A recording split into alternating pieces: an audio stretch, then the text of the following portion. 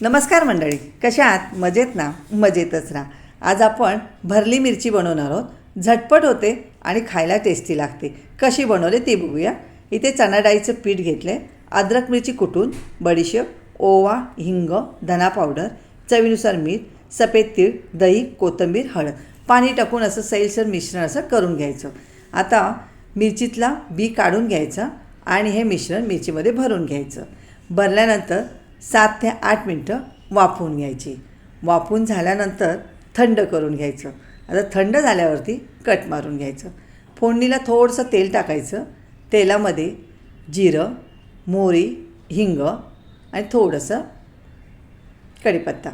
आता हे सर्व त्याच्यामध्ये टाकून वरून थोडंसं लाल तिखट, किंचितची साखर, लिंबू, सफेद तीळ, कोथिंबीर आणि ओलं खोबरं मिक्स करायचं. इथे चटपटी मिरची तयार झाली.